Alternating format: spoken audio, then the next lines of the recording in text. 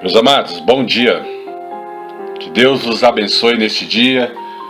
Que seja maravilhoso o dia de hoje. E nós estamos aprendendo muito com o profeta Samuel, até mesmo com o rei Saul e futuramente com o rei Davi. A palavra do Senhor diz em 1 Samuel, no capítulo 13, 14 em diante, fala que após o segundo ano do reinado de Saul sobre Israel, Saul tinha para si 3.000 homens em Israel, em Micmas, na montanha de Betel, e 1.000 homens ficavam com Jonatas, em Gibeá de Benjamim, e o resto do povo ele mandou à sua casa. Amados, Saul era um rei, já ungido, declarado diante do povo de Deus, diante do mundo material e diante do mundo espiritual. Jonatas, seu filho, desceu até a guarnição dos filisteus e feriu em Gibeá, porque os filisteus costumavam a ficar em volta de Israel para tomar terra, gado, para tomar posse daquilo que não era dele. Essa é a característica do filisteu. A característica do filisteu é querer ter o que não é deles. E Jonatas desceu até os filisteus e feriu ali a guarnição dos filisteus. Saul, após saber toda esta notícia, trocou a trombeta diante de toda a terra, dizendo: ouçam os hebreus. Então todo Israel, ouvindo dizer, Saul feriu a guarnição. Porque se Jonatas, o capitão, ou Abner, ferisse a guarnição dos filisteus, a vitória sempre é de um rei. E Saul, quando ele publicou a notícia, o povo ficou sabendo que Saul tinha ferido aos filisteus. E também Israel se fez abominável aos filisteus.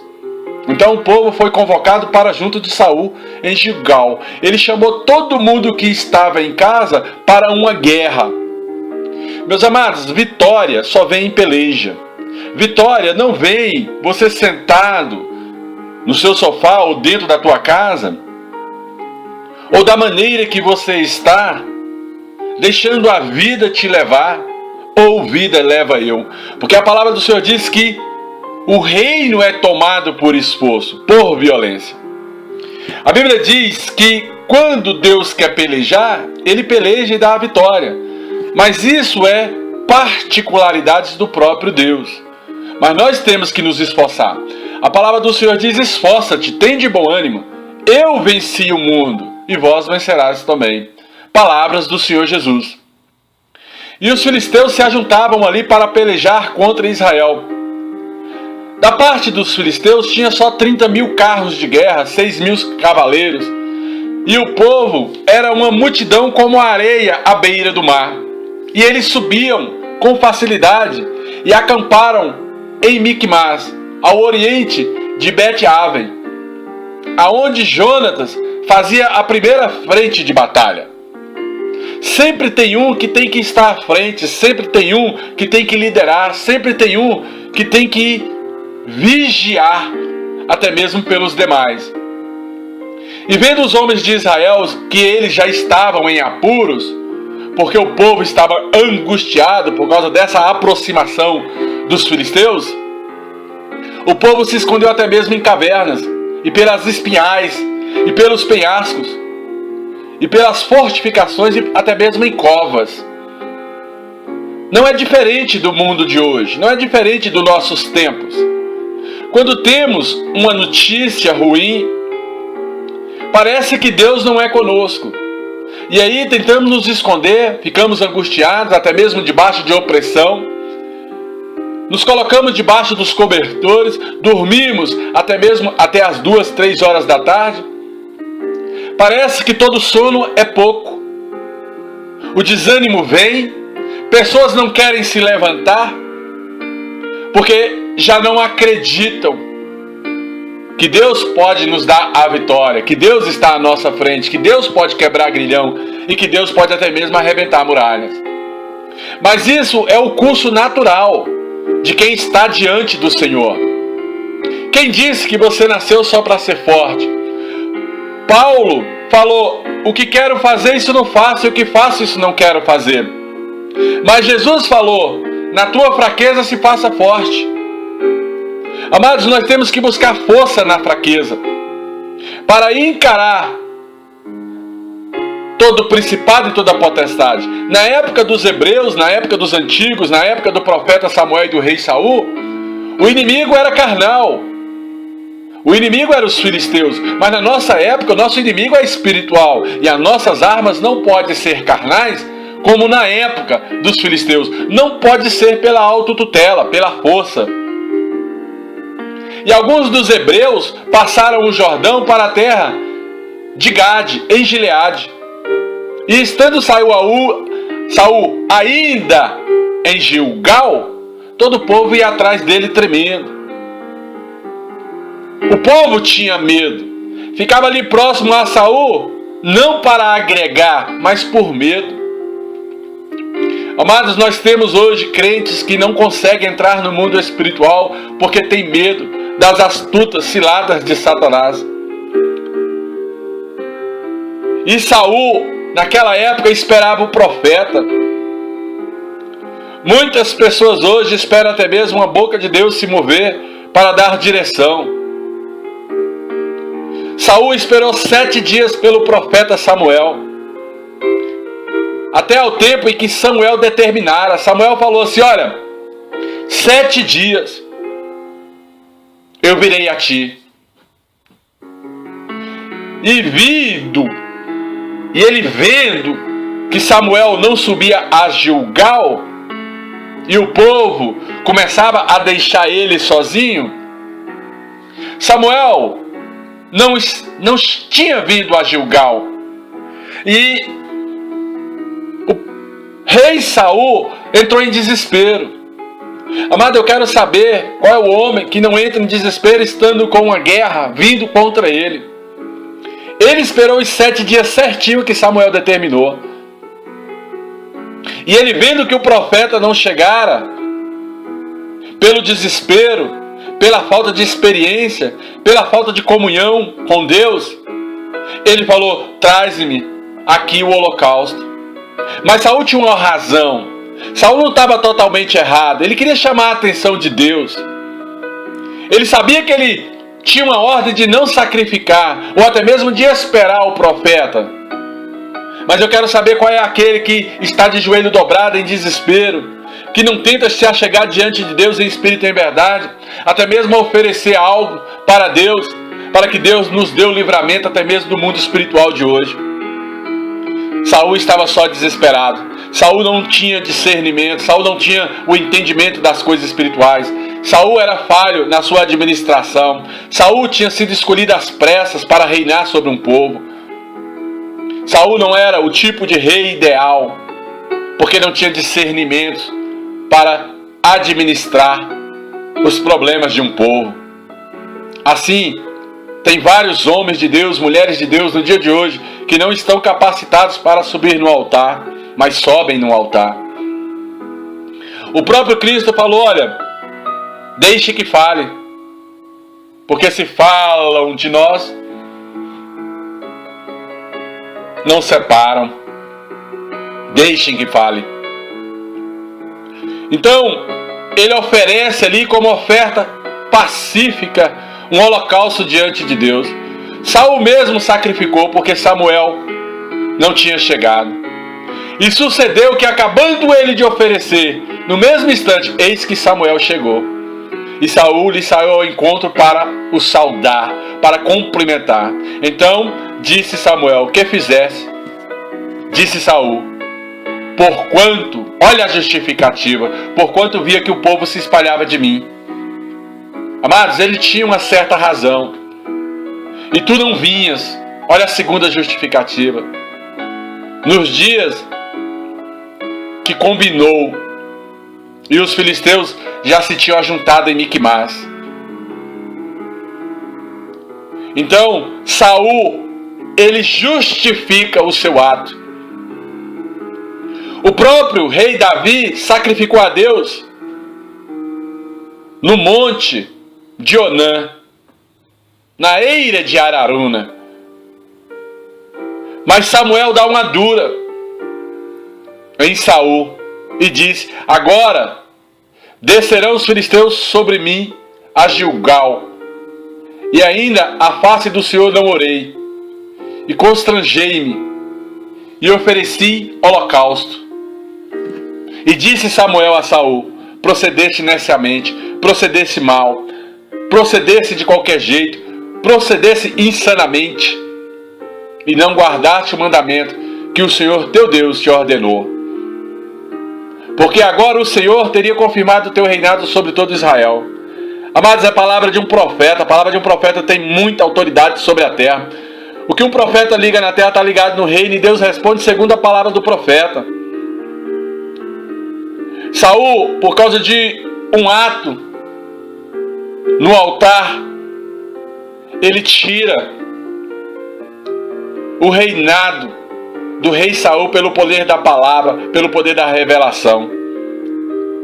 Saul, pelo desespero, ofereceu um sacrifício, ofereceu um holocausto. E o profeta parecia que estava até mesmo atrás das moitas observando, porque no mesmo momento ele chegou. Mas não, ele tinha a revelação de Deus. E ele dá uma dura em Saul. Porém, agora não subsistirá o teu reino. Já tem buscado o Senhor para si um homem segundo o seu coração. E aqui Deus começa a sondar sobre toda a terra um homem para assumir o lugar de Saul. E já lhe tem ordenado o Senhor que seja capitão sobre o seu povo, que reine sobre Israel, porquanto não guardastes o que o Senhor te ordenou. Saul fez um sacrifício de um sacerdote. Não tinha ainda ordem para aquilo. E aí todo o seu reinado, por mais curto, com 2 anos de rei que ele tinha, começou naquele dia a cair por terra. Então se levantou Samuel e subiu a Gilgal, a Gibeá de Benjamim. E Saul contou ao povo que se achava com ele, uns 600 homens. Amados, 600 homens. De 2.000 homens que estavam com ele, 600 homens estava com Saul agora. Olha o desespero. Todo mundo abandonando. E ele chega e sacrifica diante do Senhor, e o profeta ainda dá uma dura. É para você analisar. Eu não julgo essa situação, porque a palavra do Senhor diz: não julgueis nada antes do tempo. Mas Saul estava desesperado. Saul e Jonatas, seu filho, e o povo que se achou com eles, naqueles dias ficaram em Gibeá de Benjamim. Porém os filisteus se acamparam em Miquimás. E os saqueadores saíram ao campo dos filisteus em 3 companhias. Uma companhia foi pelo caminho de Ofrã, a terra de Saul. A outra companhia seguiu pelo caminho de Bet-Aron. E a outra companhia pelo caminho do termo que dá para o vale de Zeboim, na direção do deserto.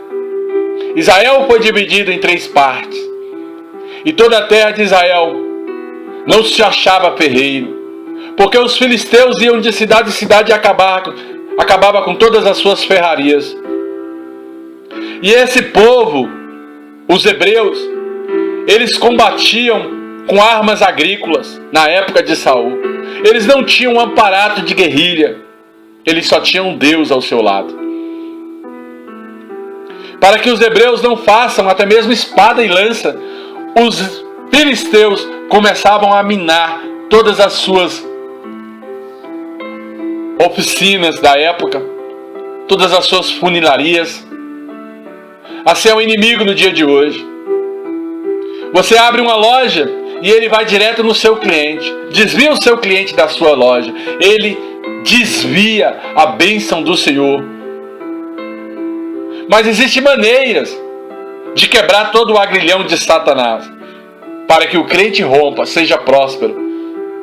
O que nós não estamos tendo hoje é discernimento espiritual para acabar com as astutas ciladas de Satanás. E aí Satanás sapateia sobre a vida dos crentes. Por isso, naquela época, todo Israel tinha que descer até os filisteus para amolar, cada um a sua eira, cada um a sua vara, cada um a sua enxada, e cada um o seu machado, o seu sacho, que significa uma lança apontada para tocar gado. E tinham limas para os seus sachos, e para as suas enxadas, e para as suas forquilhas de 3 dentes, e para os seus machados, e para consertar as arguilhadas, que é outro tipo de ferramenta agrícola. Amado, Israel vivia com ferramentas agrícolas para combater contra o inimigo que vinha com espada, lança e escudo. E sucedeu que no dia da peleja não se achou nem espada e nem lança na mão de todo o povo. Só Saul e Jonatas tinham espada e lança. Porém, acharam-se com Saul e com Jonatas, seu filho. E saiu a guarnição dos filisteus ao desfiladeiro de Miquimás para encarar, para ir contra Israel. E Jonatas disse ao moço que andava com ele, ao seu paje, aquele que carregava as lanças. Paje, no dia de hoje, é aquele que carrega a aliança. É o fiel escudeiro. Jonatas chega para um só homem e fala assim: vem, passamos a guarnição dos filisteus, vamos lá, que está daquele lado. Porém não fez saber ao seu pai. Ele não avisou o rei Saul. Ele só falou: vamos lá, nós dois. Só nós dois, vamos lá. Como se dissesse: não é homem não. E o pajem falou: vamos. Saul estava na extremidade de Gibeá, debaixo da romeia que havia em Migron. E o povo que estava com ele eram uns 600 homens. Ele estava na sombra, estava esperando o movimento. E Aias, o filho de Aitube, irmão de Aicabote, o filho de Finéias, que era filho do sacerdote Eli, era sacerdote do seu ex-Siló.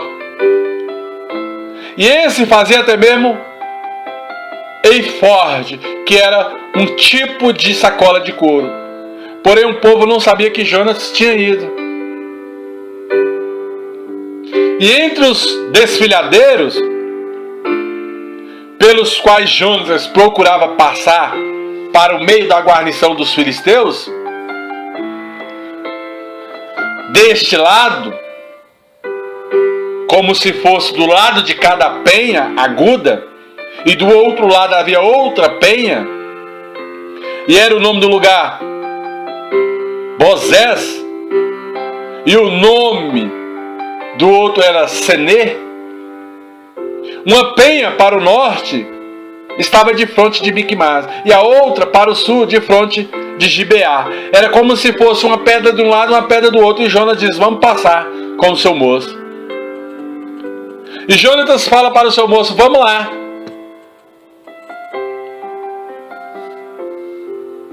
Vem, vamos passar a guarnição, vamos lá, no meio deles, desses incircuncisos. Porventura opera o Senhor por nós? Mas isso aqui é fé, acreditar.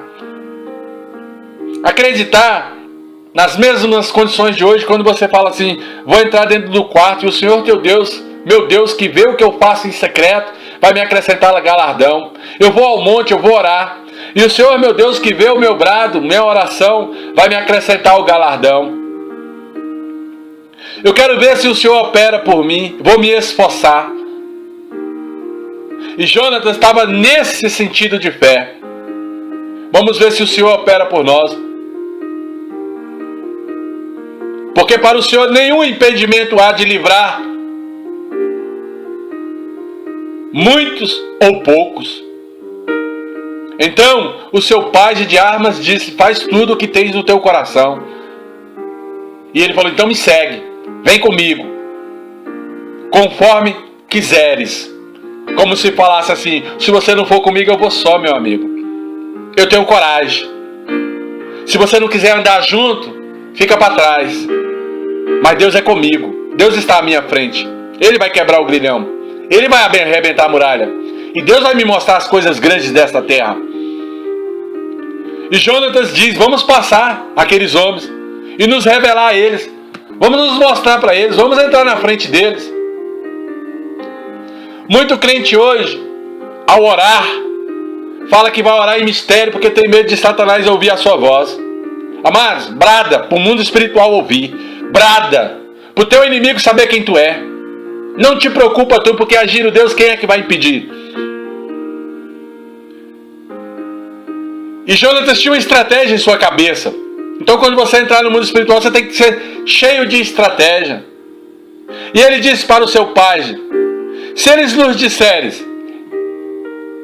para aí, até que chegamos a vós, então ficaremos no nosso lugar e não subiremos a ele. Porém, se disserem, sobe aqui até nós, então subiremos, pois o Senhor os tem entregue nas nossas mãos. E isso nos será por sinal. Se eles falar, vem até aqui, vai ser o sinal que Deus está nos entregando esses filisteus, esses incircuncisos, nas nossas mãos. Amados, quando nós estamos em oração diante do mundo espiritual, nós temos que fazer prova com Deus. A Bíblia diz: fazei prova de mim, Malaquias capítulo 3, verso 12. O Senhor tem que se revelar para nós. E Jonas tinha essa característica de ter um sinal da parte de Deus. Então, vamos revelar-se a eles a guarnição dos filisteus? E eis que já os hebreus vão sair das cavernas, porque eles estão escondidos. Então, meus amados, os homens da guarnição responderam a Jonatas e o seu pajem de armas e disseram: sobe a nós. E era o sinal que ele queria, se Deus era ou não com ele. E nos enviaremos uma lição. E disse Jonatas ao seu pajem: sobe atrás de mim, porque o Senhor nos tem entregue na mão este povo incircunciso. Então subiu Jonatas com os pés e com as mãos a penha, e o seu pajem de armas atrás dele. E os filisteus caíam diante de Jonatas. Era como se passasse assim: Jonatas passava furando, matando, e o seu pajem atrás completando a matança. Um só homem derrubando, ferindo, e o outro atrás acabando o serviço. Por isso que a Bíblia diz: melhor dois do que um no mundo espiritual. Por isso que a Bíblia diz no livro de Mateus capítulo 18, verso 19: se dois de vós orar a respeito de qualquer coisa que porventura pedirem no mundo espiritual, isso vos será feito pelo meu Pai que está no céu. A Bíblia diz que uniciar o homem, a sua mulher, será um só corpo, uma só carne e um só espírito. Bom é andar de dois. Amado, o mundo espiritual é um mundo de concordâncias. A vitória, muitas das vezes, ela vem pela concordância entre marido e mulher, pela concordância entre o pastor e o seu diácono, pela concordância entre o pastor e o outro pastor. Isso é um princípio espiritual. E a Bíblia é bem clara sobre isso. Ó, quão bom e quão suave é que os irmãos estejam em união, em concordância de espírito. E sucedeu essa primeira derrota na guarnição dos filisteus, e Jonas e o seu pajem de armas feriram de cara uns 20 homens. Em meia eira de terra. Creio que em menos de 50 metros quadrados, eles estavam ferindo todo mundo. Então, houve um tremor no arraial dos filisteus, no campo e em todo o povo que com eles estavam. E também a mesma guarnição e os saqueadores tremeram. Até a terra se estremeceu. porquanto era o tremor de Deus. Deus veio fazer tremer a terra por causa de 2 homens corajosos. E aí Deus está provando aqui claramente que a questão aqui não é quantidade, mas sim a qualidade espiritual dos homens que oram diante dele. E os israelitas olhavam através dos seus sentinelas em Gibeá de Benjamim, e eis que a multidão se dissolvia e fugia para cá e para lá. Os filisteus estavam desesperados por causa de 2 homens no meio dos arraial. E disse então Saul ao seu povo que estava com ele: ora, contai o que verdes. Quem é que você está vendo? Quem é que saiu dentre nós? E contaram, e eis que Jonatas e o seu pajem não estavam ali. Então Saul disse a Aias: traze-me aqui a arca de Deus, porque neste dia a arca de Deus está no meio de nós. E sucedeu que, tendo Saul ainda falado com o sacerdote, o alvoroço que havia no arraial dos filisteus ia crescendo muito mais. Enquanto Saul estava clamando, orando ou direcionando a arca, aí é que o alvoroço crescia. 2 homens, um homem e uma mulher, no mundo espiritual, em concordância, vai fazer o inimigo tremer e tremer na hora da oração em concordância. Ouça o que eu estou te dizendo. E se multiplicava os gritos. E disse Saul ao sacerdote: retira a tua mão. Então Saul e todo o povo que havia com ele se reuniram e foram à peleja. E eis que a espada de um era contra o outro. E houve um grande tumulto. Além dos israelitas ferir aos filisteus, os próprios filisteus se feriam, porque Deus estava também na guerra. Também com os filisteus havia hebreus, como dantes, que subiam com eles ao arraial em redor. E também estes se ajuntavam com os israelitas, que se estavam com Saul e Jonatas. Ouvindo, pois, todos os homens de Israel que esconderam pela montanha de Efraim, que os filisteus iam fugindo, os israelitas iam perseguindo. Amados, teu inimigo está fugindo de você, mas você tem que continuar a perseguição. O teu inimigo não está gostando da tua oração, mas você tem que continuar orando. O teu inimigo não está gostando da tua oração, mas você tem que continuar perseguindo ele no mundo espiritual, para que o Senhor venha te livrar neste dia de aflição. Para que o teu arraial, a tua casa, seja defendida. Porque a palavra do Senhor diz que sobe a oração e desce bênção. As nossas armas hoje não são como na época do rei Saul. As nossas armas hoje são espirituais em Deus, para destronar os principados e as potestades. O reino de Deus é tomado por esforço, então nós temos que dobrar o nosso joelho cansado. Porque os homens daquela época já estavam até mesmo exaustos, estavam cansados. E aproveitando este cansaço, Saul lançou uma palavra, conjurou o povo, dizendo: maldito o homem que comer pão e mel esta tarde, antes que eu vingue dos meus inimigos. Por isso todo o povo se absteve de provar o pão. E todo o povo chegou ao bosque, e havia mel no bosque, na superfície do campo. E chegando o povo ao bosque, eis que havia um manancial de mel. Porém ninguém chegou com a mão no mel, ou colocou a sua boca nos favos de mel, porque o rei tinha conjurado que ia dizer que todo homem que comesse pão ou mel seria maldito. Também todo mundo tinha medo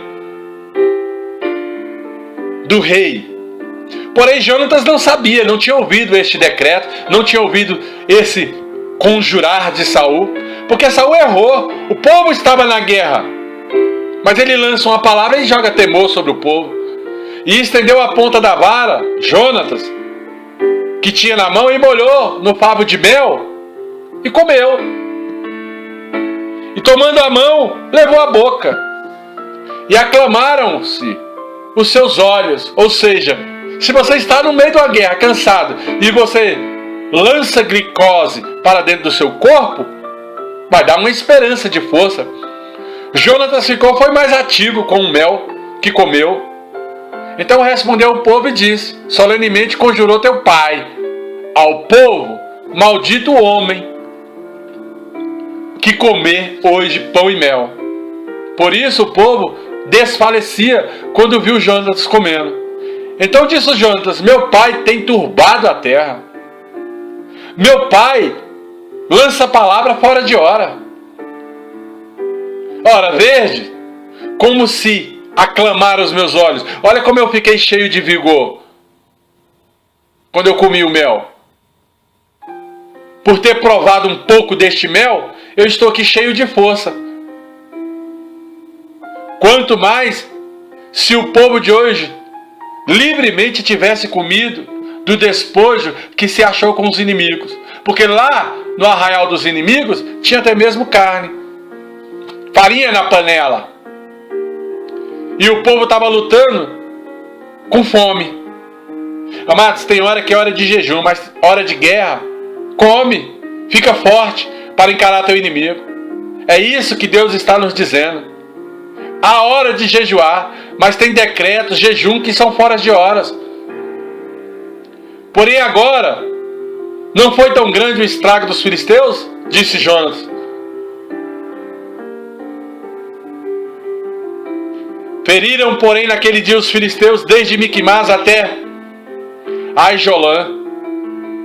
E o povo desfaleceu em extremo, porque estava fraco. Então o povo se lançou ao despojo, tomaram as ovelhas, as vacas, os bezerros e degolaram no chão. E o povo comeu, até mesmo com sangue. E anunciaram a Saul dizendo: eis que o povo peca contra o Senhor, comendo com sangue. E disse: alevosamente procedeste esse povo, traze-me aqui uma grande pedra. Disse mais Saul: dispersai-vos entre o povo e dizei-lhes: traze-me cada um o seu boi e cada um a sua ovelha, e degola aqui, e comei. E não pequei contra o Senhor, comendo com sangue. Então todo o povo trouxe de noite, cada um pela sua mão, o seu boi, e degolaram ali. Então Saul edificou um altar ao Senhor, e este foi o primeiro altar que edificou ao Senhor, na época do rei Saul. Depois disse Saul: descemos de noite atrás dos filisteus, e vamos despojar esse povo, vamos tomar tudo. Amado, entra no mundo espiritual. Começa a tomar aquilo que o inimigo roubou de você. Porque a palavra do Senhor diz em Efésios capítulo 1 que você é abençoado com toda sorte de bênção. E se o reino é tomado por esforço, por violência, o inimigo da tua alma está retendo a tua bênção. Porque Deus já te abençoou. Até que amanheça o dia, permaneça em oração diante de Deus, uma madrugada. E não deixe que eles venham desfalecer você na sua caminhada. Porque Satanás é mestre. A Bíblia fala assim que ele cega até mesmo o entendimento dos incrédulos. Mas na época de Saul e Jonatas disseram: tudo que parecer bem aos teus olhos faz. Disse porém o sacerdote: chegamos aqui diante de Deus. Então consultou Saul a Deus, dizendo: descerei atrás dos filisteus? Tu os entregarás nas mãos de Israel, para que termine a batalha? Porém, aquele dia, Deus não respondeu nada. Então disse Saul: chegai-vos acá, todos os chefes do povo, e informai, e vede, quem cometeu hoje algum pecado. Amado, muitas das vezes, quando Deus ele não responde a uma oração, é porque tem algum erro em terra. Porque a Bíblia Sagrada diz que sobe oração e desce bênção. Se o meu povo, que se chama pelo meu nome, me clamar de todo o vosso coração, se humilhar, ler a minha palavra e os meus estatutos, ouvirei do alto céu, descerei a essa terra e sararei. É promessa do Senhor. Se o povo está na posição, não tem por que Deus não responder.